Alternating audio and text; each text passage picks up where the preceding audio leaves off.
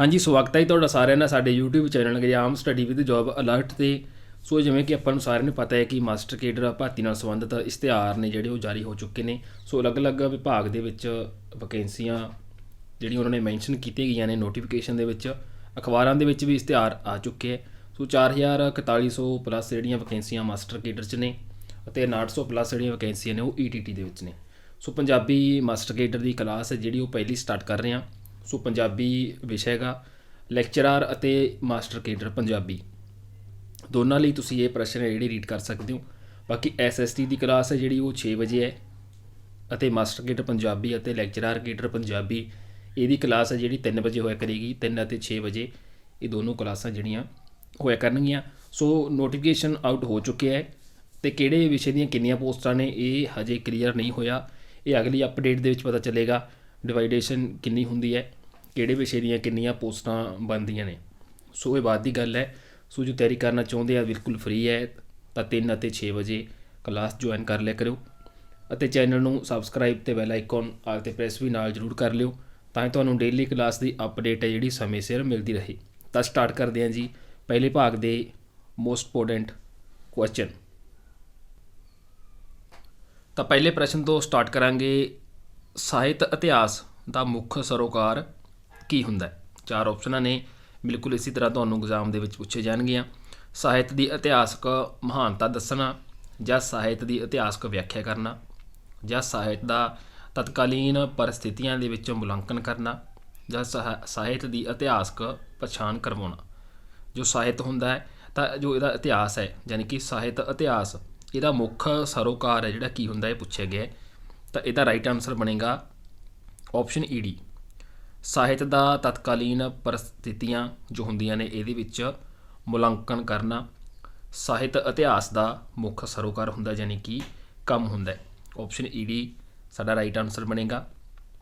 So comment ਜ਼ਰੂਰ ਕਰ ਦਿਆ ਕਰੋ ਨਾਲ ਦੀ ਨਾਲ। ਗਲਤ ਆਨਸਰ ਹੋ ਜਾਏਗਾ ਕੋਈ ਗੱਲ ਨਹੀਂ, ਟਰਾਈ ਜ਼ਰੂਰ ਕਰਿਓ। ਬਾਕੀ ਜਲਦੀ ਵੀਡੀਓ ਨੂੰ ਅੱਗੇ ਜ਼ਰੂਰ ਸ਼ੇਅਰ ਕਰ ਦਿਆ ਕਰੋ। ਅਗਲਾ ਪ੍ਰਸ਼ਨ ਹੈ, ਸਾਹਿਤਕ ਤੈਥਿਕੀ ਦਾ ਸੰਬੰਧ ਹੈ, ਇਹਦਾ ਸੰਬੰਧ ਕਿਸ ਨਾਲ ਹੈ? ਸਾਹਿਤ ਦੀ ਸਾਹਿਤਿਕਤਾ ਨਾਲ, ਸਾਹਿਤ ਸਮਾਜ ਨਾਲ, ਸਾਹਿਤ ਸਿਰਜਣ ਨਾਲ ਯਾਨੀ ਕਿ ਸਿਰਜਣਾ ਨਾਲ, ਜਾਂ ਫਿਰ ਸਾਹਿਤ ਇਤਿਹਾਸ ਨਾਲ। ਤਾਂ ਸਾਹਿਤਕ ਦੀ ਤੈਥਿਕੀ ਹੈ ਜਿਹੜੀ ਤਾਂ ਇਹਦਾ ਸੰਬੰਧ ਹੈ ਜਿਹੜਾ ਸਾਹਿਤ ਇਤਿਹਾਸ ਨਾਲ ਹੈ। ਆਪਸ਼ਨ ਸੱਸਾ ਸਾਡਾ ਰਾਈਟ ਆਨਸਰ ਬਣੇਗਾ।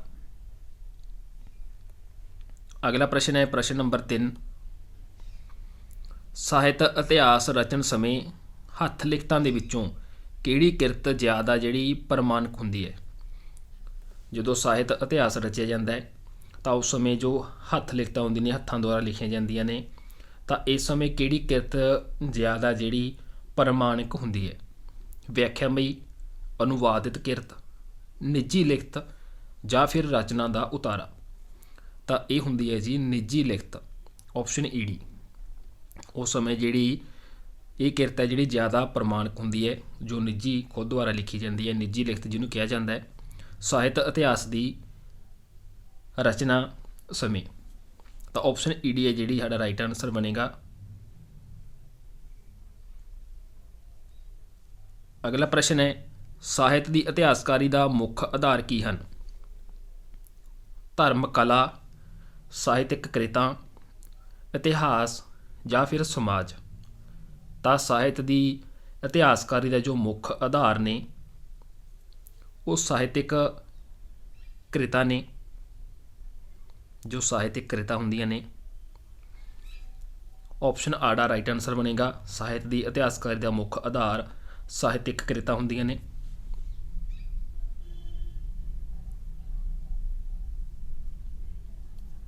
ਅਗਲਾ ਪ੍ਰਸ਼ਨ ਹੈ, ਸਾਹਿਤ ਦੀ ਕਾਲ ਵੰਡ ਦਾ ਕਿਹੜਾ ਆਧਾਰ ਜ਼ਿਆਦਾ ਪ੍ਰਮਾਣਿਕ ਮੰਨਿਆ ਜਾਂਦਾ ਹੈ? ਸਾਹਿਤਕ ਪ੍ਰਵਿਰਤੀ, ਸਮਾਜਿਕ ਵਿਸ਼ਲੇਸ਼ਣ, ਰਾਜਸੀ ਧਾਰਮਿਕ ਲਹਿਰਾਂ, ਜਾਂ ਲੇਖਕਾਂ ਦਾ ਕਾਲਕ੍ਰਮ। ਤਾਂ ਸਾਹਿਤਕ ਦੀ ਜੋ ਕਾਲ ਵੰਡ ਹੁੰਦੀ ਹੈ ਤਾਂ ਇਸ ਦੇ ਆਧਾਰ 'ਤੇ ਜ਼ਿਆਦਾ ਜੋ ਪ੍ਰਮਾਣਿਕ ਮੰਨਿਆ ਜਾਂਦਾ ਹੈ ਉਹ ਸਾਹਿਤਕ ਪ੍ਰਵਿਰਤੀ ਨੂੰ ਮੰਨਿਆ ਜਾਂਦਾ ਹੈ।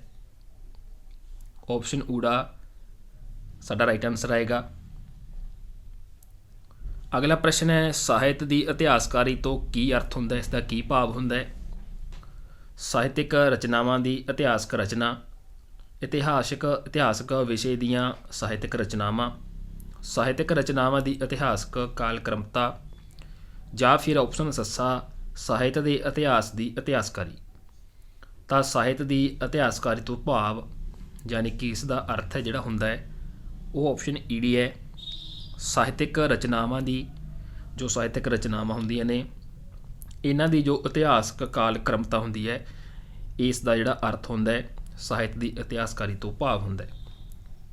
ਤਾਂ ਆਪਸ਼ਨ ਈਡੀ ਸਾਡਾ ਰਾਈਟ ਆਨਸਰ ਬਣੇਗਾ। ਅਗਲਾ ਪ੍ਰਸ਼ਨ ਹੈ ਸਾਹਿਤ ਦੀ ਇਤਿਹਾਸਕਾਰੀ ਲਈ ਸਮੱਗਰੀ ਕਿਹੜੀ ਹੁੰਦੀ ਹੈ ਜਾਂ ਕਿਹੜੀ ਸਮੱਗਰੀ ਹੈ? ਸਾਹਿਤਕ ਕ੍ਰਿਤਾਂ, ਸਾਹਿਤਕ ਗੋਸ਼ਟੀਆਂ, ਇਤਿਹਾਸ ਦੀ ਵਿਆਖਿਆ ਜਾਂ ਸਾਹਿਤ ਆਲੋਚਨਾ। ਤਾਂ ਇਹ ਕੁਐਸਚਨ ਇਹਦੇ ਵਿੱਚ ਇਹ ਲਿਖਿਆ ਹੋਇਆ ਸਾਹਿਤ ਦੀ ਇਤਿਹਾਸਕਾਰੀ ਲਈ ਸਮੱਗਰੀ ਹੈ। ਸੋ ਕਿਵੇਂ ਵੀ ਹੁੰਦਾ ਹੈ ਸੋ ਸਮਝਣ ਦੀ ਜ਼ਰੂਰਤ ਹੁੰਦੀ ਹੈ।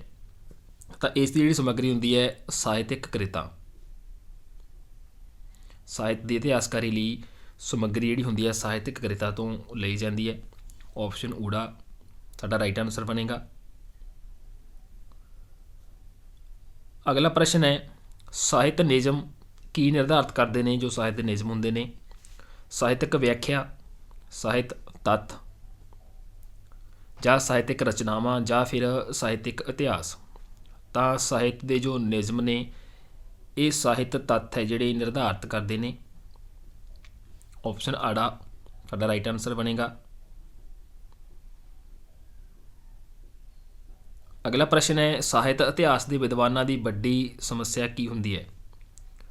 ਕਾਲਵੰਡ ਦਾ ਆਧਾਰ, ਕਾਲਵੰਡ ਦਾ ਸਮਾਂ, ਕਾਲਵੰਡ ਦਾ ਸਮਾਜ ਜਾਂ ਫਿਰ ਇਤਿਹਾਸ।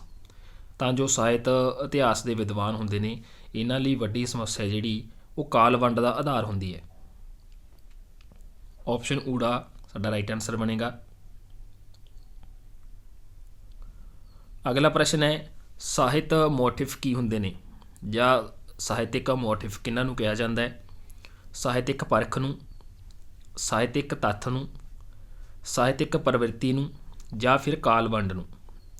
ਤਾਂ ਸਾਹਿਤਕ ਮੋਟਿਵ ਹੈ ਜਿਹੜੇ ਉਹ ਸਾਹਿਤਕ ਤੱਥ ਨੂੰ ਕਿਹਾ ਜਾਂਦਾ ਹੈ ਜਾਂ ਸਾਹਿਤਕ ਤੱਥ ਨੇ ਜਿਹੜੇ ਸਾਹਿਤਕ ਮੋਟਿਵ ਹੁੰਦੇ ਨੇ। ਆਪਸ਼ਨ ਆੜਾ ਸਾਡਾ ਰਾਈਟ ਆਨਸਰ ਬਣੇਗਾ।